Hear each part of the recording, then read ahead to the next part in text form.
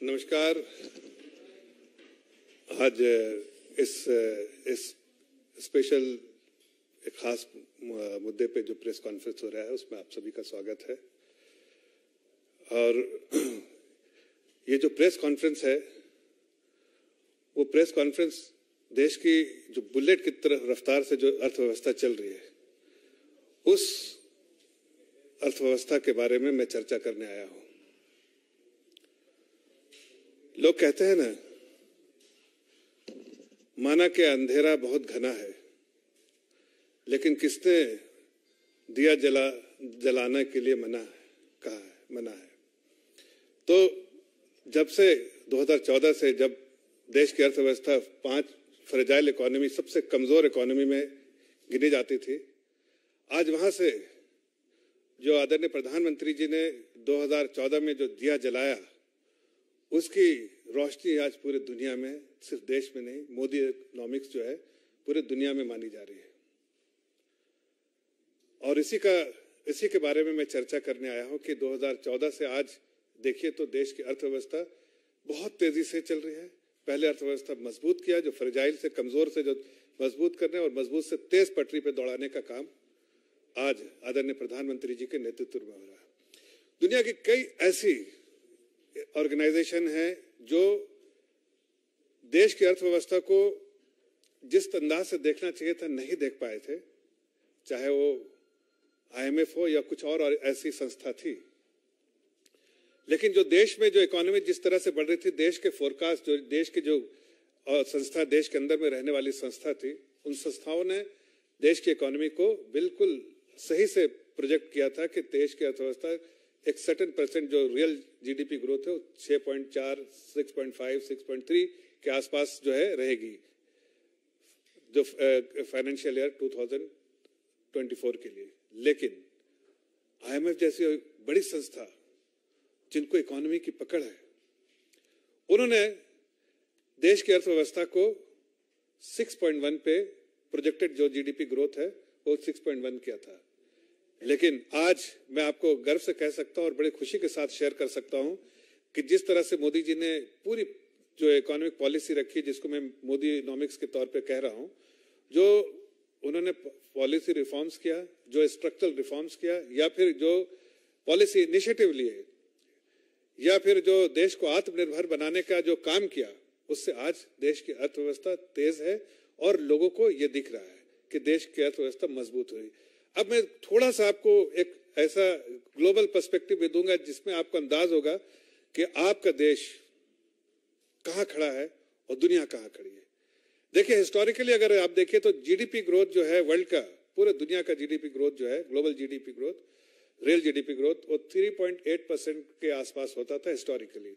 उसको जब 3.8% के आसपास होता था, लेकिन अब उसको घटा के लोगों ने पहले 3.5% किया था। वर्ल्ड इकोनॉमिक फोरम ने, IMF ने, वर्ल्ड बैंक ने और ऐसी दुनिया की बड़ी संस्थाओं ने जो इकोनॉमी को देखती हैं, वो उन्होंने घटा के 3.5% किया था। अब बाकी सब संस्थानों ने फिर से रिवाइज किया है और वो भी नीचे की तरफ रिवाइज किया है कि वो 2.9 से 3% के आसपास रहेगी FY23 में।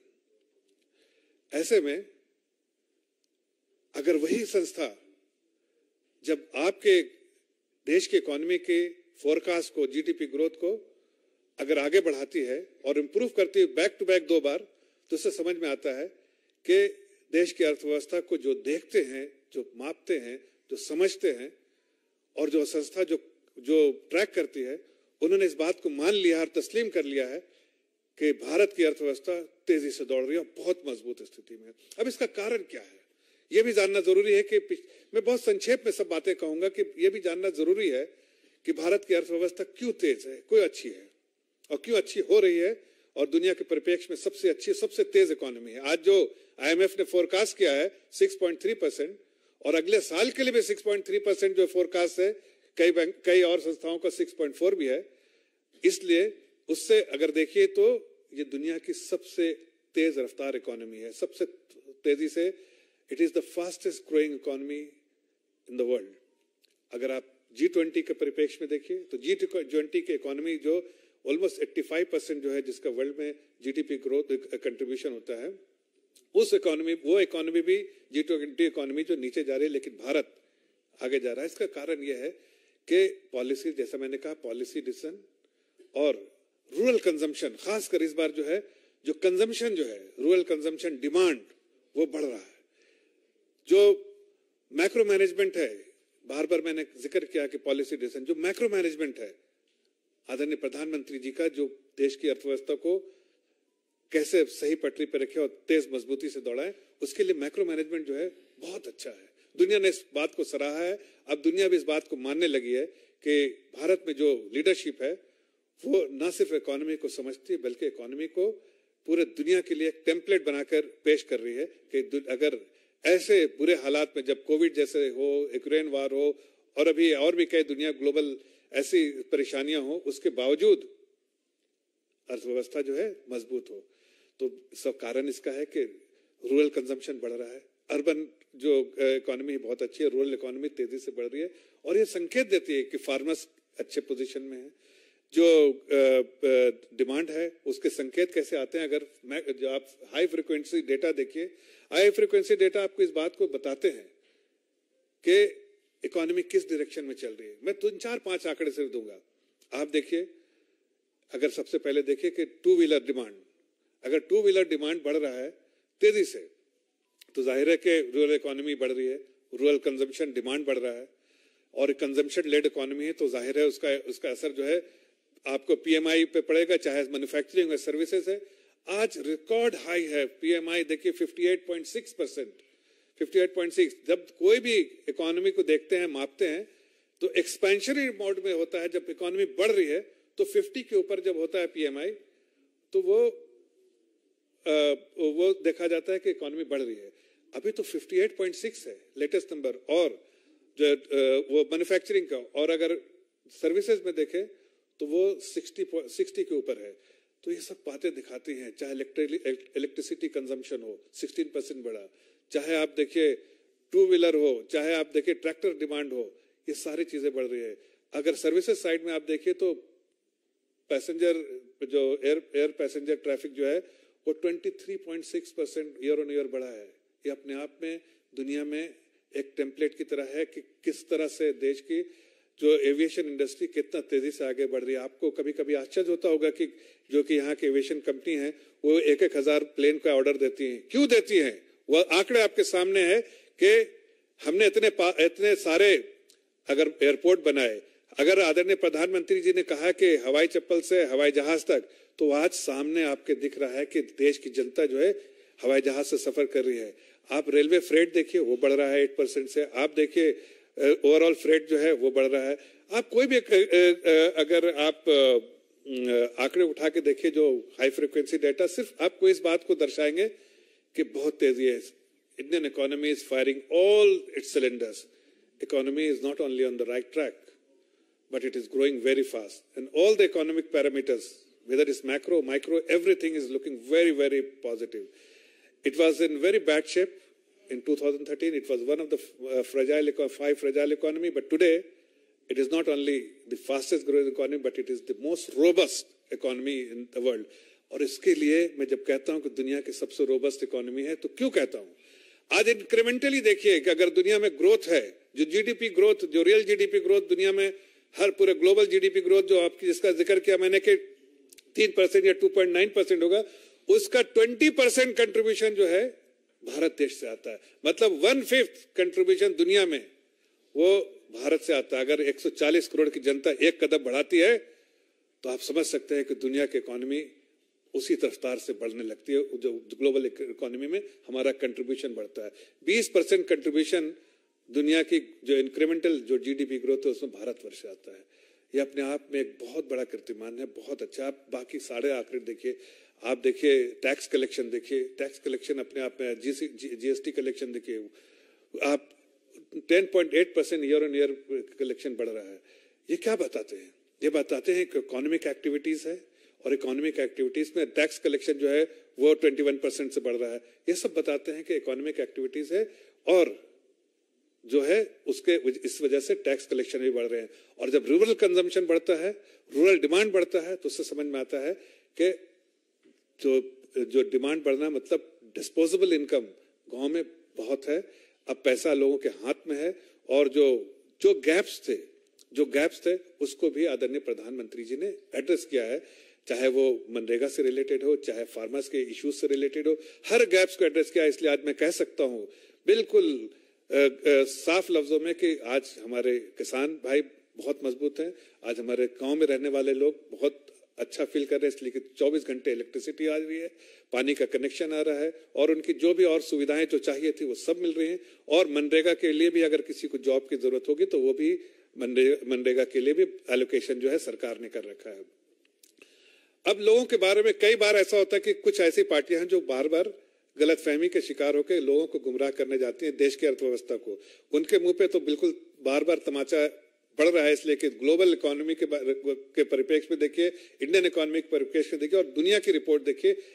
देश की रिपोर्ट नहीं, दुनिया की संस्थाएं जो रिपोर्ट दे रही हैं उनको देखने के बाद समझ में आता है कि सब लोग जो है मिसलीड करना चाहते हैं। हकीकत तो यह है कि जो दुनिया में जो महंगाई दर है वो बहुत हाई था, देश में भी महंगाई दर थोड़ी देर के लिए बढ़ा था, लेकिन अब जो है वो कम होता जा रहा है। डायरेक्शन बिल्कुल साफ है, 7.4 से अभी 6.8 और जो पूरे साल का जो है वो 5.6 5.7 के आसपास रहेगा। कोर इन्फ्लेशन जो देखते हैं कि माइनस जो फ्यूल और ये फूड, वो दोनों का अगर निकाल देते हैं तो हम देखते हैं कि 4.9% का ये बहुत स्टेबल है। जो खाने पीने की चीजें जो है बढ़ गई थी, दाम बढ़ा था, टोमेटो का प्राइस बहुत बढ़ा था, उसकी वजह से 1.4 परसेंटेज पॉइंट जो है इन्फ्लेशन बढ़ा था। लेकिन अब टोमेटो के प्राइस घट रहे हैं, अनियन और प्याज के थोड़ा सा मार्जिनली बढ़े हैं, इसलिए वो भी जैसे नए फसल आएगी वो भी नीचे होगा। और इन्फ्लेशन ओवरऑल जो है डायरेक्शन साफ है कि महंगाई दर घटती जाएगी और देश की जनता जो है और इस स्थिति में होगी कि वो ज्यादा से ज्यादा कंज्यूम करते, कंजम्पशन उनका बढ़ेगा और डिमांड बढ़ेगा और आगे आने वाले दिनों में जीडीपी ग्रोथ भी बढ़ेगा। अगर आप खुशहाली के देखिए तो देखिए देश में खुशहाली की लहर है, खासकर पर कैपिटा इनकम भी बढ़ा है, साथ साथ जो एक आम नागरिक को जो सुविधाएं मिलनी चाहिए वो भी बढ़ा है और देश की अर्थव्यवस्था भी बढ़ी है, लेकिन कहीं किसी तरह का कॉम्प्रोमाइज नहीं किया गया है। इसलिए आज मैं आप लोगों के सामने इस खास विशेष जो IMF की रिपोर्ट आई थी उसको बेस बना के मैं आपको इंडियन इकोनॉमी जिस तरह से आदरणीय प्रधानमंत्री जी के नेतृत्व में जो पिछले 9 साल में 9.5 साल में मैनेज किया गया है, चाहे मैक्रो हो सब तरह से जिस तरह से मैनेज किया गया, पॉलिसी लेवल डिसीजन जो है वो सब इस बात को दर्शाते हैं कि बहुत अच्छी और मजबूत स्थिति में देश की अर्थव्यवस्था है।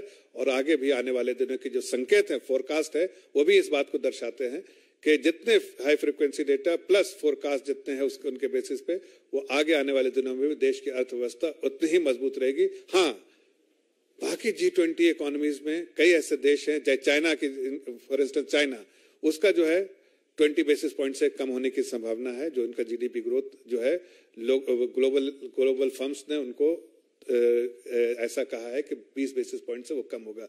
तो मैं सिर्फ आपके सामने इस स्पेसिफिक इशू में जो देश की अर्थव्यवस्था के बारे में जो बुलेट की रफ्तार से चल रही है आपके सामने रखना चाहता था। और जो आदरणीय प्रधानमंत्री जी ने जो दिया जलाया है और अंधकार से हटाया है और देश को आगे बढ़ाने का काम किया है, उसके आंकड़े कुछ आपके सामने पेश करना चाहता था। इस विषय में अगर कोई और आपका सवाल हो तो मैं जवाब देना चाहता हूँ।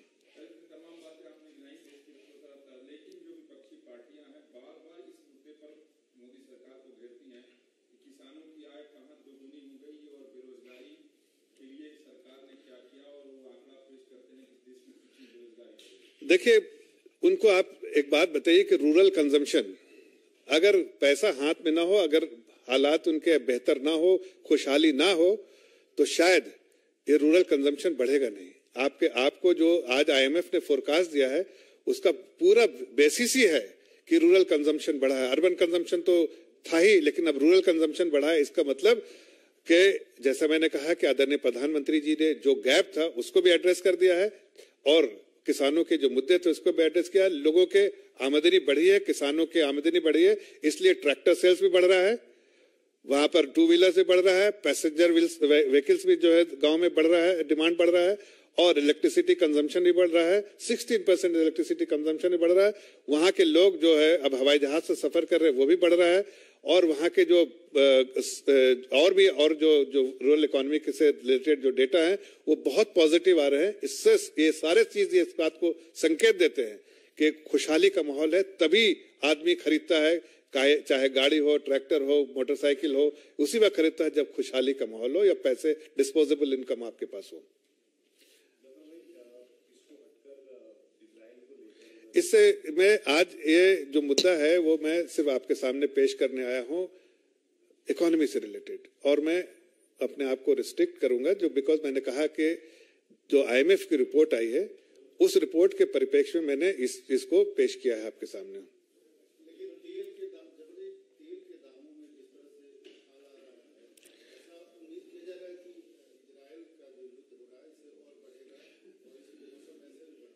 नहीं, शायद आपको पूरी तफसील में दे सकता हूं इसके बारे में, लेकिन जो फोरकास्ट है अभी, इसके बावजूद कि यहाँ पर जो ग्लोबल इवेंट्स है, जो भी सिचुएशन जो है, उसके बावजूद जो आगे के फोरकास्ट से, खास के ओपेक कंट्रीज पर्टिकुलरली सऊदी अरब का जो इंडिकेशन है उससे है कि तेल के दाम और ज्यादा घटेंगे आगे आने वाले दिनों में, 70 के लेवल पे आएगा। आप ये फोरकास्ट है, ग्लोबल जो ट्रैक करते हैं ऑयल के प्राइसेस को, उनके जो फोरकास्ट है, उनकी जो अंडरस्टैंडिंग है कि Saudi Arab for his own interest जो ऑयल प्राइसेस को नीचे लेके आएगा, और इसका $70 अगर आ जाए तो भी हम आश्चर्य नहीं होंगे। तो उस पे कोई ज्यादा नहीं, बल्कि मैं आपको ये कहना चाहता हूं जो हमने फोरकास्ट किया है इन्फ्लेशन का, हो सकता है और इन्फ्लेशन कम हो जाए अगर वैसा इवेंट जो है जो ग्लोबल कम्युनिटी एक्सपेक्ट कर रही है सऊदी अरब से, अगर ऐसा हो तो शायद और तेल के दाम घटेंगे और उसका बेनिफिट्स इन्फ्लेशन पे, ग्लोबल एंड लोकल इन्फ्लेशन पे भी होगा।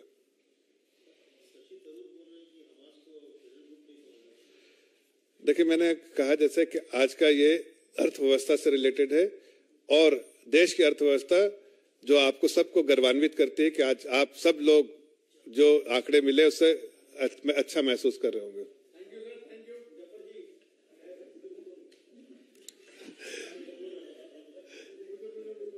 अच्छा,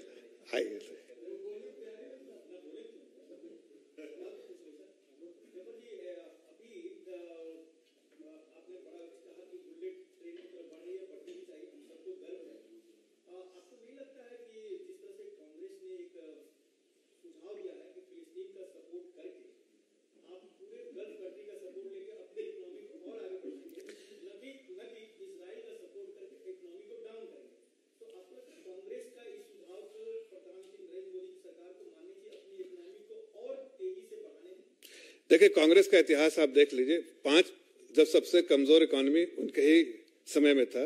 इससे ज्यादा मैं कुछ कहना नहीं चाहता हूं। आपको, आप समझदार है, समझ सकते हैं कि फ्रेजाइल इकोनॉमी उन्हीं के समय था। आप देश की अर्थव्यवस्था को फ्रेजाइल तो नहीं चाहते हैं, मजबूत इकोनॉमी, दुनिया की सबसे फास्टेस्ट ग्रोइंग इकोनॉमी।